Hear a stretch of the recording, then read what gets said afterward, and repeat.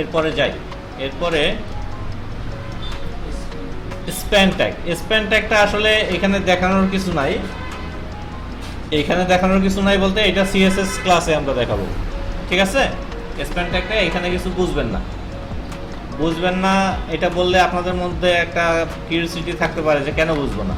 আমরা span ট্যাগটা use করে দেখি। স্প্যানের মধ্যে আমরা কিছু নিয়ে নিলাম, এইটুকু স্প্যানের মধ্যে নিলাম, ঠিক আছে? এখানে আমরা সেভ দিলাম, রিলোড দিলাম, কোনো চেঞ্জ হয়েছে? কোনো চেঞ্জ হয় না। কিন্তু চেঞ্জ হবে কোথায় জানেন? এখানে যখন আমি কোনো স্টাইল করব, STY স্টাইল করব, স্টাইল করলে আমি যেমন কালার COLOR কালার দিয়ে দিলাম রেড। আমি এখানে স্টাইল করলাম। স্টাইল আমাদের ক্লাস না, কিন্তু আমরা করলাম কেন? স্প্যান ট্যাগটা বোঝানোর জন্য। দেখেন এই যে একটা পিটাকে আর আমার সম্পূর্ণ ধরা লাগলো না, আমি শুধু স্প্যান লেখা ওই জায়গাটুকুকে আমি কি করলাম, একটু কালার দিয়ে দিলাম। বিষয়টা বুঝছেন? এর জন্য স্প্যান ট্যাগকে ব্যবহার করা হয়। স্প্যান ট্যাগ আসলে HTML এ ডাইরেক্টলি কোনো ইমপ্যাক্ট ফেলে না, বুঝছেন আপনারা? স্প্যান ট্যাগ কেন নেব? যেমন দিস ইজ হেডিং, আমি চাচ্ছি এই হেডিংটাকে আমি একটু অন্য কালার অন্য সাইজ দেব, ঠিক আছে? তো এই হেডিং এর আগে আমরা স্প্যান ট্যাগ ইউজ করব। হেডিংটা স্প্যান ট্যাগের মধ্যে নিয়ে স্প্যান ট্যাগে গিয়ে আমরা ডিজাইনটা করব। বিষয়টা বুঝছেন? তাহলে কি হবে? হেডিং এর ডিজাইন চেঞ্জ হচ্ছে না, কিন্তু স্প্যান ট্যাগের ডিজাইন চেঞ্জ হচ্ছে, ঠিক আছে? তো এইটার জন্য শুধু স্প্যান ট্যাগ ইউজ করা হয়। এরপরে আসেন আরো কিছু ট্যাগে। IMG tag. IMG ট্যাগ খুবই ইম্পর্টেন্ট একটা ট্যাগ। আমাদের যে কোনো ইমেজ আনার জন্য আমাদের এই ট্যাগটা ইউজ করতে হবে, ঠিক না? আচ্ছা, কি শেয়ার চলে গেছে? আচ্ছা, যেমন IMG ট্যাগ, IMG ট্যাগের দুইটা অ্যাট্রিবিউট, এগুলোর নাম কি? অ্যাট্রিবিউট। দুইটা অ্যাট্রিবিউট, একটা SRCর অর্থ হলো সোর্স। SRC সোর্স মানে এটা আমার এই ইমেজটা যে আসবে এটা কোত্থেকে আসবে, ঠিক আছে? আর একটা হচ্ছে ALT মানে কি? অল্টারনেটিভ। আমার ইমেজটা যদি কোনো কারণে ওয়েবসাইটে লোড না হয় তাহলে এর অল্টারনেটিভ কি লোড হবে, বিষয়টা বুঝছেন? তো এখানে আমরা দিয়ে দিতে পারি, এটা যদি লোগো হয় তো আমরা লিখে দেবো লোগো। এটা একটা লোগো, এটা ইমেজটা যদি লোড না হয় তাহলে এটা কি হবে? লোগো দেখাবে। যেমন এখন ইমেজ নাই, আমি রিলোড দিলাম, এখানে কি আসছে? ইমেজ নাই, লোগো আসছে। তো যে ইউজার, যে একজন যে সার্চ করতেছে সে বুঝতে পারবে যে এখানে একটা লোগো ছিল, কিন্তু কোনো এক কারণে লোগোটা লোড হচ্ছে না, ঠিক না?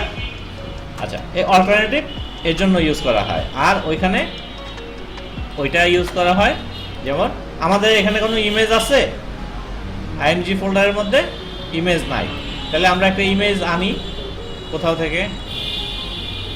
কোথায় পাবো ইমেজ? দেখি,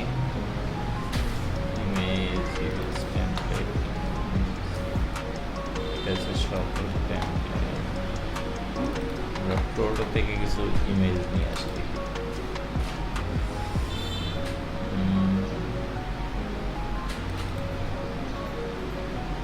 এই চারটা ইমেজ নিয়ে আসি, কপি,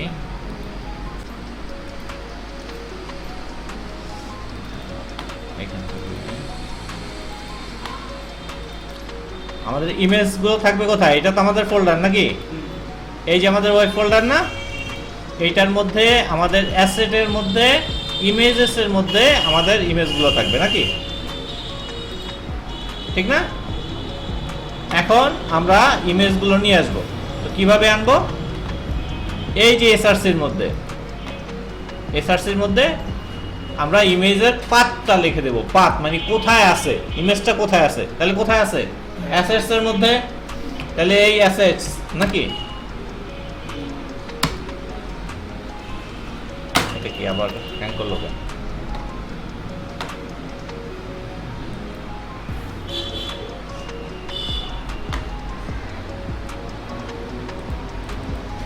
হ্যাং কি সবারটা করছে? হ্যাঁ, আপনারটাই আমাদেরকে দেখাচ্ছে।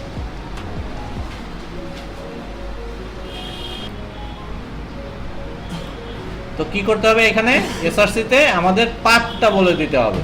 পাথ বলতে কি, যে ছবিটা কোন জায়গায় আছে ওই জায়গাটার কি লিংকটা বলে দিতে হবে নাকি। তাহলে আমাদের আছে কোথায়, অ্যাসেটস এর মধ্যে, অ্যাসেটস, অ্যাসেট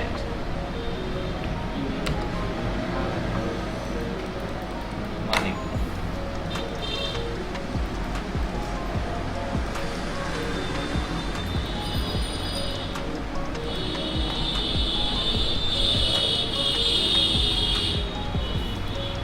অ্যাসেট, এএসএসইটি অ্যাসেট, তারপরে ইমেজেস, আইএমএ ইমেজেস, তারপরে অ্যাভাটার, অ্যাভাটার 2, ঠিক আছে, ডট জেপিজি নাকি। এইটুকু বুঝছেন সবাই? তো এটা দিয়ে সেভ দিব আমরা। সেভ দিলে আমরা আমাদের কি ছবিটা দেখতে পারবো। তো আমরা এইভাবে বিভিন্ন হেডিং আনবো, প্যারাগ্রাফ আনবো, তারপরে ছবি আনবো, ভিডিও আনবো, হ্যাঁ সব কিছু আস্তে আস্তে আনবো আয়না। তারপরে আমরা HTML এর স্ট্রাকচারটা তৈরি করব, এরপরে এইটাকে ডিজাইন করব। এই ছবিটার সাইজ বড় ছোট আমরা করতেই পারবো, ঠিক না। এইটা এখানে আমরা বিভিন্ন একটা টিম মেম্বার সেকশন করতে পারবো, একটা পোর্টফোলিও সেকশন করতে পারবো, একটা ব্লগ সেকশন করতে পারবো। বিভিন্ন কাজে ছবির দরকার হয়, হ্যাঁ প্রোডাক্টের জন্য, প্রোডাক্ট শোর জন্য, সিঙ্গেল প্রোডাক্ট শোর জন্য, বিভিন্ন কাজের জন্য ছবির দরকার হয়। এবং এই ছবিটা এইভাবে প্রত্যেকটা ছবিতে IMG ট্যাগই ইউজ করতে হবে, ঠিক আছে। ওকে, দেন আমরা যাই, আমাদের এটা হয়ে গেছে, আমরা ভিডিওটা, আচ্ছা আমরা এখন কি HREF অ্যাঙ্কর ট্যাগ শিখবো। এটাকে কি বলে, অ্যাঙ্কর ট্যাগ, এ ট্যাগ। অ্যাঙ্কর ট্যাগ অনেক কাজে ব্যবহার করা হয়, ঠিক আছে। তো আমরা অ্যাঙ্কর ট্যাগের ব্যবহার শিখবো। অ্যাঙ্কর ট্যাগ আমি কয়েকটা বিয়ার দিয়ে নিই, বিয়ার,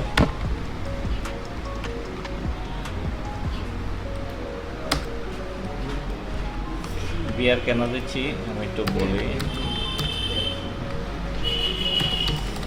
আচ্ছা, তো আমরা একটা অ্যাঙ্কর ট্যাগ ইউজ করব। অ্যাঙ্কর ট্যাগ কি, এ ট্যাগ, এ দিয়ে ট্যাব দেবেন, এ দিয়ে ট্যাব দেবেন। এখন এইখানে আছে HREF, হাইপার রেফারেন্স। HREF মানে কি, হাইপার রেফারেন্স। হাইপার রেফারেন্স কি, মনে করেন আমি এখানে যেমন আমি লিখলাম facebook.com, facebook.com, হ্যাঁ এখানে আমার এই পেজটা নিয়ে আসছে না। আমি এই ইউআরএলটা কপি করলাম, এইখানে এই যে এই ইউআরএলটা এখানে সিলেক্ট করে আমি Ctrl+C দিলাম, কপি করলাম। কপি করার পরে আমি এইখানে আইসা এখানে পেস্ট করে দিলাম। এইটা কি facebook.com না, কই গেলাম,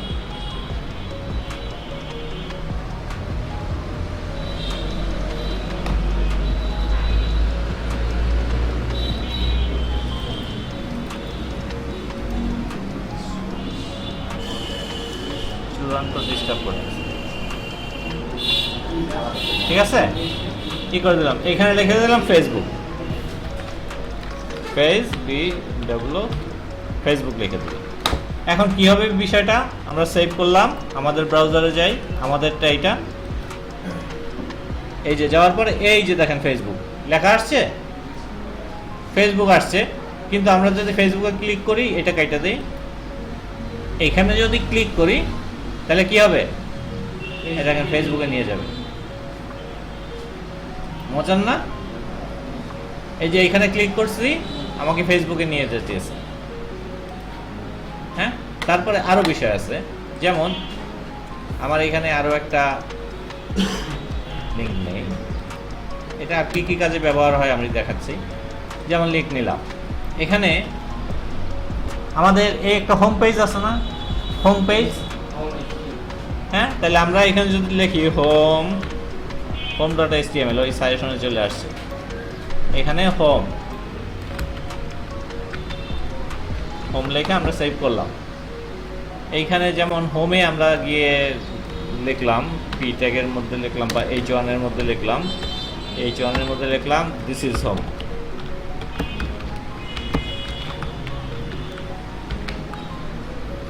ঠিক আছে, সেভ করলাম। আচ্ছা, এটা কাইটা দিলাম। এখন আমরা আমাদের ব্রাউজারে যাই, যাওয়ার পর রিলোড দেই। এখানে হোম আসছে, হোম আসছে। আচ্ছা, হোমে ক্লিক করি, কি আসছে? This is home. That means আমাদের হোম পেজে নিয়ে গেছে। ক্লিয়ার? এইখানে ক্লিক করলে আমাদের ফেসবুকে নিয়ে যাবে। তো কোনো কিছুর সাথে লিঙ্ক করার জন্য যে ট্যাগটা ইউজ করা হয় তাকে বলে কি? Anchor tag. এইটা আপনার মেনু তৈরি যখন করবেন, মেনুতে প্রত্যেকটা ক্লিক করলে আরেক পেজে নিয়ে যাবে না? প্রত্যেকটা সাইড বারের যে মেনুতে ক্লিক করলে আরেক পেজে নিয়ে যাবে না? বিভিন্ন বাটনে ক্লিক করলে একটা কাজ সংগঠিত হবে না? যেমন অ্যাড টু কার্ড, মানে কার্ডে ওই প্রোডাক্টটা অ্যাড করতে বলতেছে নাকি? তো কার্ডে যখন ক্লিক করবেন তখন প্রোডাক্ট পেজে নিয়ে যাবে। তাহলে এই যে ইন্টারচেঞ্জ বা এক্সটার্নাল চেঞ্জ, যেমন এপিআই থেকে কোনো জায়গা থেকে ডাটা নিয়ে আসবেন, একটা ক্লিক করবেন, ওই এপিআই যে ইউআরএলটা ওইটা থাকবে হাইপার রেফারেন্সের মধ্যে থাকলে ওইখান থেকে ক্লিক করলে ওইখান থেকে ডাটা চলে আসবে। এই অ্যাঙ্কর ট্যাগটা বহু জায়গায় ব্যবহার করা হয় এবং আমরা ভবিষ্যতে করতে করতে আমরা এটা ইউজ টু হব। এখন বেশি মাথায় নেবেন না, মাথা বেশি এলোমেলো করবেন না। বিষয়টা বুঝছেন? খুব সহজে বোঝার চেষ্টা করবেন, যতটুকু বলি অতটুকু বুঝবেন, দেন ক্লিয়ার।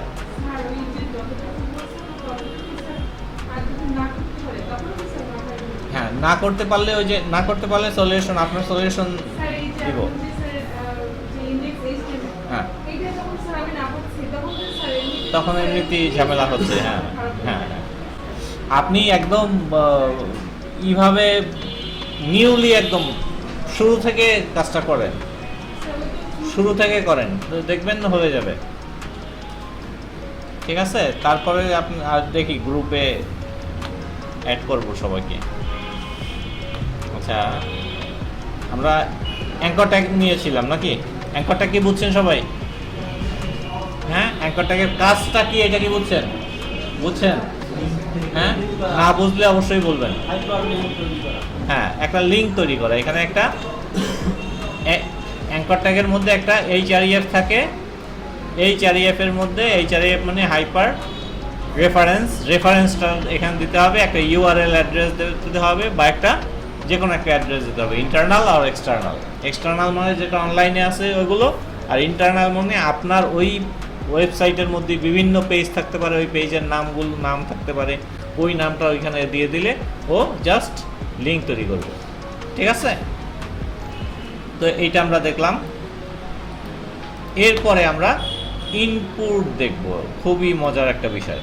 হ্যাঁ, ইনপুট আমরা এই পর্যন্ত আরও আছে ফর্ম ট্যাগ, এগুলো সবই টাইপোগ্রাফির মধ্যে পড়ে। আচ্ছা, তো ইনপুট দেখব, এটা আমরা লেভেল ট্যাগ। লেভেল ট্যাগটা হলো আপনার দেখেন এই যে ইনপুট একটা প্লেস হোল্ডার নিচ্ছি না আমরা, এখানে প্লেস হোল্ডার আমরা নিব না, আমরা এখানে একটা লেভেল ট্যাগ নেব, লেভেল ট্যাগ নেব। ঠিক আছে, এবং এইখানে লিখব নেম।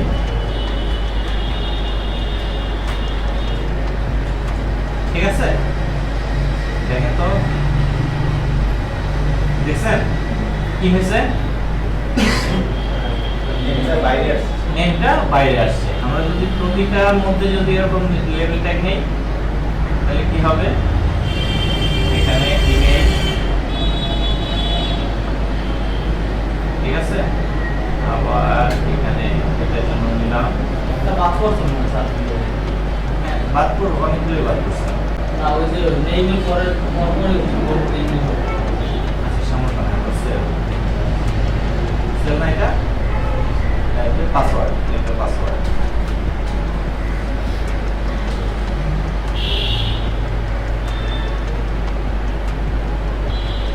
আমরা প্লেস হোল্ডারগুলো সরাই দিই। তাহলে তো দুইভাবে তো আর বোঝানোর দরকার নেই, একভাবে বোঝাইলেই তো হয় নাকি? আচ্ছা, বললাম এখন বোঝা যায়। এখানে নেম লিখতে হবে, এখানে ইমেল লিখতে হবে, এখানে পাসওয়ার্ড লিখতে হবে। অন্যভাবে আমরা দেখছি যে এখানে এই ট্যাগের মধ্যে একটা প্লেস হোল্ডার নামে একটা অ্যাট্রিবিউট নিয়ে আমরা কি করছি, ওইটা বলে দিয়েছি type your name, type your email, type your password. হ্যাঁ, আর এখানে সরাসরি আমরা এইভাবে বলে দিচ্ছি যে লেভেল ট্যাগের মাধ্যমে। লেভেল ট্যাগ মানে এই যে ইনপুট ট্যাগের আগে একটা লেভেল ট্যাগ নেওয়া হয় এবং ওই লেভেল ট্যাগের মধ্যে বলে দেওয়া হয় ওই ইনপুট ট্যাগটা আসলে কি কিসের জন্য নেওয়া হয়েছে। ঠিক আছে, বুঝতে পারছেন? লেভেল ট্যাগে কোনো সমস্যা? ওকে, আচ্ছা, এটা এখানে